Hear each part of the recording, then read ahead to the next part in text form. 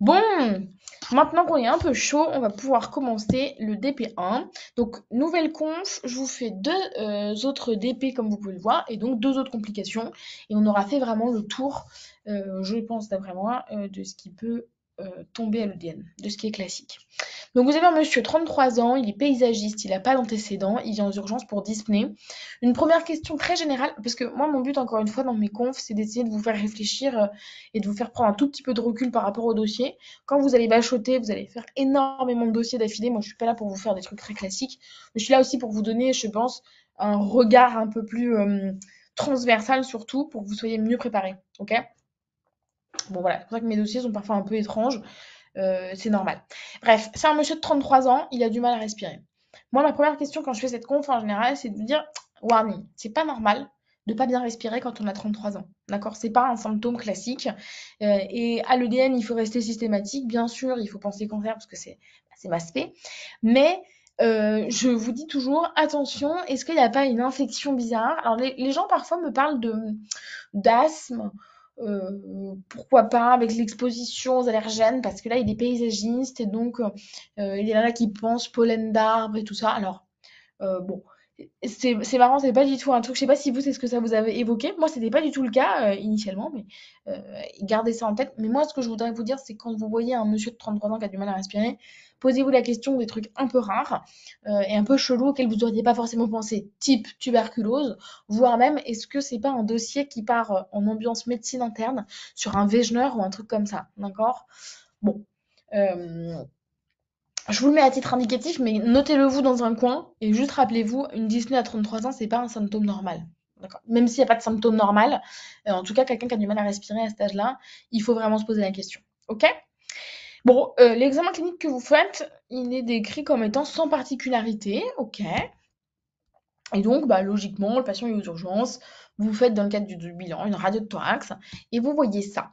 Alors là, je reprends avec vous bon, les éléments minimums normalement pour la radiothorax, c'est déjà vérifier les critères qualité des radios. Bon, là, vous voyez qu'il n'y en a pas beaucoup qui sont respectés, mais vous vous souvenez, il faut faire la technique de l'escargot où en fait, il faut commencer par regarder vraiment les contours et aller vers l'intérieur. Donc, vous êtes censé avoir les scapulas qui sont vus complètement en entier. Ici, vous avez les clavicules. Vous devez être donc de face en inspiration profonde et pour ça, vous devez compter les arcs costaux antérieurs. Je rappelle, c'est ceux qui font les sortes de C comme ceci, hein, c'est pas ceux qui sont les plus orientaux, c'est les autres. Et donc vous les comptez 1, 2, 3, 4, 5, 6, 7. Ça pour le coup c'est respecté. Il faut 7 arcs costaux antérieurs pour avoir une bonne inspiration profonde. Ici vous voyez bien le diaphragme avec le cul-de-sac pleural droit. Ok, il y a le cœur là. Et ici vous avez un comblement du cul-de-sac pleural gauche. Et donc probablement un épanchement. Hein, c'est une opacité, c'est blanc un épanchement de moyenne abondance. Alors, pourquoi vous avez cette radio de thorax-là? Est-ce qu'il y a quelque chose qui vous interpelle de suite? À quoi vous devez penser directement? C'est une bonne question. Je pense que vous avez les slides en même temps. Mais je vous fais juste un petit aparté pour vous dire qu'en fait, là, ça, c'est pas normal. Qu'est-ce que vous devez demander en urgence? Et ben, vous devez demander la bonne radio de thorax. Et pourquoi c'est pas normal? Parce que ici, il y a des seins, d'accord? C'est une radio de femme. Vous avez un monsieur qui est devant vous. Euh, c'est pas une blague, c'est juste pour vous rappeler d'être assez critique face à tous les examens qu'on vous donne. Et ça peut arriver, une erreur. Donc vous devez rester systématique et bien vérifier tout. Voilà, là c'était ce que je vous disais, le comblement de l'espace du cul-de-sac pardon, pleural gauche, avec la ligne de damoiseau ici, là c'était ce qu'on voyait. Ok. Donc là, épanchement pleural gauche, faible à moyenne abondance chez une femme. Donc vous demandez la bonne radio de thorax. Finalement, elle était sur votre bureau. Et là, vous avez ceci devant vous. Donc qu'est-ce qu'on voit? On voit plein de choses sur cette radio, mais en particulier, ce qu'on voit, c'est un lâcher de ballon pulmonaire bilatéral. Vous voyez plein de petites opacités bilatérales qui sont assez floconneuses, nodulaires, mais en tout cas, c'est clairement un lâcher de ballon bilatéral. Il y en a littéralement partout. Ce que vous voyez aussi un peu par transparence, donc ça, là, très clairement, c'est votre trachée. Donc ici, c'est la bronche souche gauche, la bronche souche droite. Ici, il y a la trachée. Donc là, ce que vous voyez, c'est qu'elle est comprimée, probablement un peu déviée, mais comprimée. Il y a probablement des ganglions ici dans le médiastin qui ont tendance à la pousser, à la comprimer un petit peu. Donc là, ça va pas du tout. Hein. C'est la cata. Ça explique pourquoi est-ce qu'il a du mal à respirer, ceci étant. Vous noterez par ailleurs ici, j'ai pas repris tous les critères qualité, etc. Mais il y avait notamment la poche à air gastrique et tout ça. Je vous laisserai revoir vos confs de radio. Ici, elle est coupée. La radio, ça va pas du tout. On voit pas du tout les cul-de-sac. Il y a rien qui va. Hein. Ne prenez pas ça pour argent comptant, mais simplement cette radio, au moins, elle est informative. Le patient a des opacités bilatérales. Finalement, qu'est-ce que vous suspectez quand vous avez un lâcher de ballon pulmonaire bilatéral chez un patient de 33 ans en oncologie? Il faut suspecter en fait un testis, exactement un cancer du testicule. Hein. Je vous l'écris ici à l'EDN. Tout lâcher de ballon chez un homme jeune est un cancer des testicules jusqu'à preuve du contraire. Je ne sais pas si vous l'aviez, vous, dans votre tête ou pas, mais c'est très important de le savoir. Qu'est-ce qui manquait à votre examen clinique? En fait, il manquait une palpation testiculaire. Alors, c'est marrant parce que, évidemment, que vous ne l'avez pas fait et vous avez raison. En général, les gens, c'est marrant parce que les externes, quand je le fais, ils sont un peu énervés en disant bah oui, mais on va pas palper les testicules de tous les hommes jeunes qui ont du mal à respirer aux urgences. Et effectivement, vous avez parfaitement raison, il fallait pas le faire initialement. Mais quand vous avez cette radio-là, il faut y aller, il faut aller palper les testicules de votre patient dans le box. Et en fait, vous y retournez, vous examinez ces testicules, et là, vous palpez effectivement un nodule. Donc, il vous dit qu'en fait, il a mal au dos depuis qu'il a changé de travail il y a 3 mois. Et quand vous le réexaminez, en plus du nodule testiculaire, vous palpez une gynécomastie. Pourquoi une gynécomastie dans le testicule? Parce que, comme vous le savez, dans les tumeurs testiculaires, la principale tumeur, c'est la tumeur germinale, de type séminomateuse et non séminomateuse, on reverra ça plus tard, mais c'est un type de tumeur qui sécrète des marqueurs tumoraux et notamment des HCG. Et donc, l'HCG est une hormone qui va avoir tendance à faire proliférer la glande mammaire. C'est comme ça d'ailleurs pendant la grossesse en fait que la glande mammaire se développe. Hein. Il y a énormément de taux circulants d'œstrogènes, etc. Mais il y a aussi l'HCG qui participe à la prolifération et à la différenciation de la glande mammaire pour préparer la lactation. Donc voilà, vous avez tout ça. Finalement, vous retombez sur vos pattes. Le patient, il a donc vraisemblablement un nodule dans le testicule droit et des métapulmonaires bilatérales.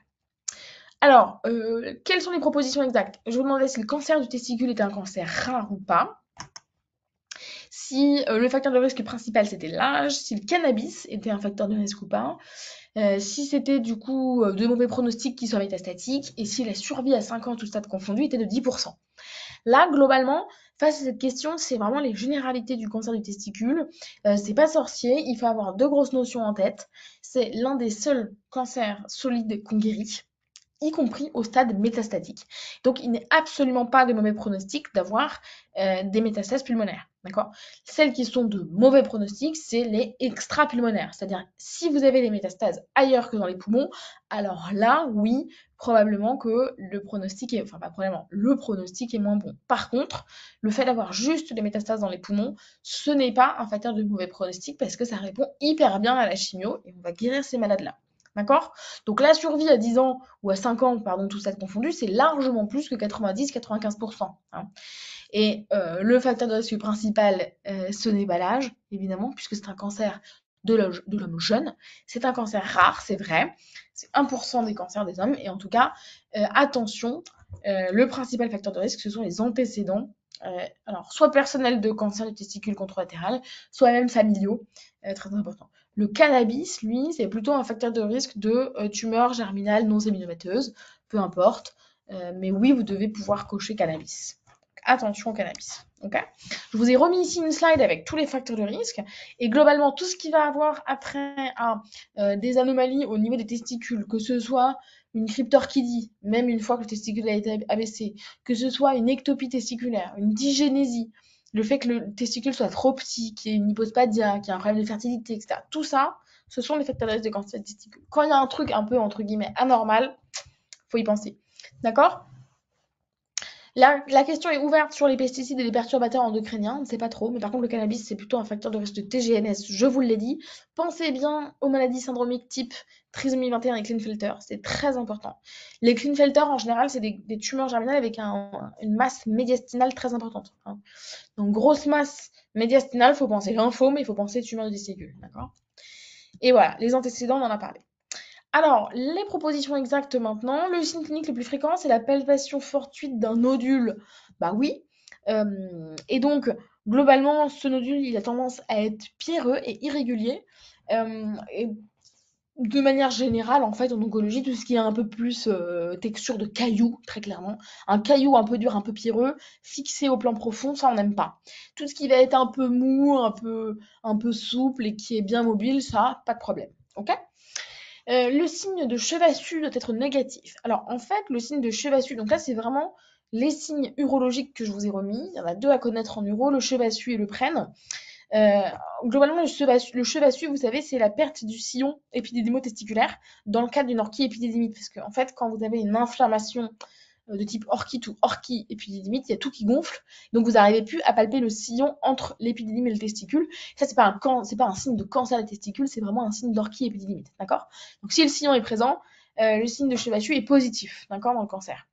Il est négatif dans l'orchie-épidédymite. Par contre, le signe de prenne, c'est, vous savez, le soulagement quand on soulève le testicule. Et ça, en fait, ça différencie une épidédymite d'une torsion du testicule, parce que quand vous avez une torsion, une grosse douleur au testicule, si vous le soulevez et que ça soulage, c'est que c'est plutôt une inflammation type orchie-épidédymite. Si par contre, en le soulevant, ça change rien du tout, c'est que c'est une torsion. D'accord. Donc, c'est les deux gros diagnostics différentiels du cancer du testicule face à une augmentation du volume de la bourse ou une douleur testiculaire.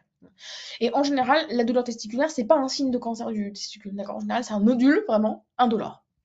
La dyspnée d'origine psychogène, ça c'était franchement cadeau. C'était pour vous faire penser toujours métastase, embolie pulmonaire, infection et après maladie type Wegener, etc. en médecine interne. N'hésitez pas à m'interrompre si besoin. ACD, ah oui, c'était parfait. Donc là, je vois que vous répondez en live, c'est top. Les éléments clés donc, du diagnostic, je vous ai dit, c'est le premier cancer solide des hommes de moins de 35 ans. La classe d'âge habituelle, c'est 15-35, donc ça, c'était parfait. Et les deux diagnostics différentiels, c'est l'orchie-épidémite, la torsion. L'AEG est quand même assez rare. Juste, s'il y a une dyspnée, il faut penser les méta-pulmonaires bilatérales. La gynécomastie, c'est un des signes classiques parce que, je vous ai dit, ça sécrète des HCG. Et parfois, on fait le diagnostic devant des masses abdominales ou des douleurs lombaires. Et d'ailleurs, lui, il avait mal au dos. Donc, je vous ai mis un peu tout. Hein. Ok. Quel examen à faire? Bah, c'est un tissu mou, donc bah, évidemment, c'est plutôt une écho qu'il faudra faire qu'un scanner. Et là, c'est une proposition un petit peu cadeau, c'est bien pour vous rappeler. On ne fait jamais de biopsie des gonades, d'accord? Ni les testicules, ni les ovaires, de grâce, d'accord? Vous n'y touchez pas, vous retirez tout, c'est vraiment exérèse de la totalité. D'ailleurs, il n'y a pas de trouble de la fertilité. Hein. Pourquoi on ne fait pas de biopsie? Parce qu'il y a un énorme risque d'ensemencement. Donc là, le truc classique, c'est de faire une orchidectomie par voie inguinale. Je vous ai remis une slide. Il y a des uros, des fois, ils aiment bien. Ils vous proposent orchidectomie par voie scrotale. Non, c'est voie inguinale. D'accord. Donc ne vous faites pas avoir et on ne biopsie jamais, au grand jamais, les gonades. D'accord. Les trois marqueurs tumoraux, attention, c'est les HCG totaux. Il y avait une petite erreur ici, enfin erreur, un petit piège. Je vous ai demandé si c'était les bêta HCG qu'on faisait. Non, on fait les HCG totaux. Donc attention. Le cancer des testicules, c'est l'un des rares cancers où vous pouvez faire et vous devez faire les marqueurs tumoraux à tous les stades, sauf au dépistage, puisqu'il n'y a pas de dépistage du cancer du testicule. Donc, me cochez pas de dépistage, mais sinon vous cochez tout le temps, à la fois au diagnostic, au moment du traitement, pronostic, prédictif, voilà, tout ce que vous voulez, vous cochez, ok? Pour la récidive également, surveillance, ok? Voilà, les éléments clés, on l'a dit, pas de biopsie. Alors, j'ai essayé de vous faire un petit parallèle pour vous dire, c'est pareil, pour l'ovaire, ne faites pas non plus de biopsie. Le cerveau, non plus, on fait pas de biopsie, on fait une exérèse. Et le mélanome, non plus, on fait pas de biopsie, d'accord? On retire le mélanome, et après, en fonction des marges, on fait une reprise chirurgicale si nécessaire, ok? Voilà. Si vous avez d'autres idées, n'hésitez pas, mais c'est pour vous dire, il y a quelques cas où on ne fait pas de biopsie et ça en fait partie. Orchidectomie élargie par inguinale, je vous l'ai dit, les marqueurs à toutes les étapes. Et après, je vous ai dit, la très grosse majorité des tumeurs de testicules, c'est des tumeurs germinales. Les autres histologies un peu plus rares, ça va être les tumeurs des cordons sexuels, des tubes collecteurs, mais franchement, c'est anecdotique, c'est pas à l'EDN. Et au sein des tumeurs germinales, il y a deux types. Tumeurs germinales séminomateuses, qu'on appelle les séminomes purs, et les non séminomateuses, c'est-à-dire celles qui vont être un mixte. Et dans le mixte, il y a du tératome, du choriocarcinome, du carcinome embryonnaire, de la tumeur de Sac-Vitellin, on s'en fout. C'est juste qu'il y a plusieurs types de cellules dedans, en gros, pour faire large. D'accord. Donc soit le séminome est pur, soit il est impur, et il y a un mélange de plein de choses. Ok. le bilan d'extension du cancer du testicule, une fois que vous avez fait là votre écho pour votre nodule, vous avez fait votre orchidectomie, bah, qu'est-ce que vous faites? Un scan-TAP, d'accord? C'est simplissime, scan-TAP. De toute façon, en oncologie, le scan-TAP pour le bilan d'extension, vous pouvez le cocher, très sincèrement. 99% des cas, on fait un scan-TAP, d'accord? Bon, les marqueurs tumoraux, vous les faites, je vous ai dit, vous les faites à chaque fois. Attention, juste pour attirer votre attention sur une chose, c'est que, vous savez, bon, ils vont beaucoup simplifier cet item depuis que j'ai passé l'Eden, donc tant mieux.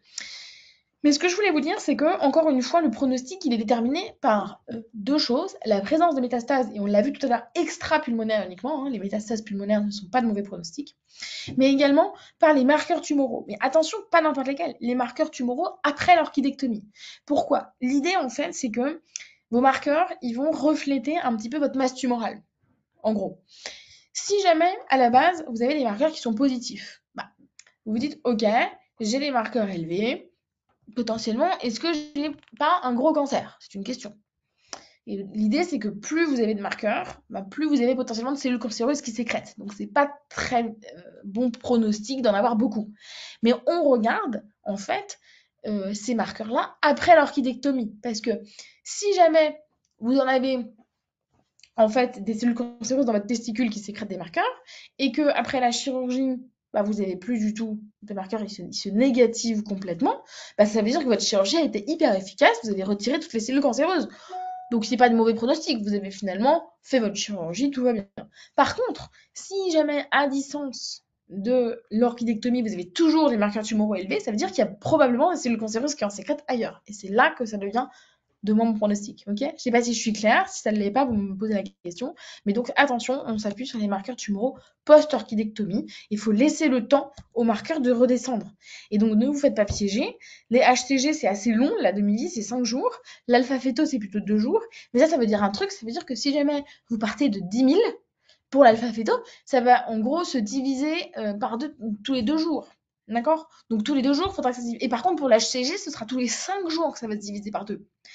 Donc, faut attendre. Si vous partez de 10 000, la semaine suivante, ce sera 5 000. Et celle d'après, 2 500. Et donc, parfois, on voit des gens qui nous envoient des patients en disant ah bah oui, les marqueurs, 2 semaines après la chirurgie, sont à 2 500 versus 15 000.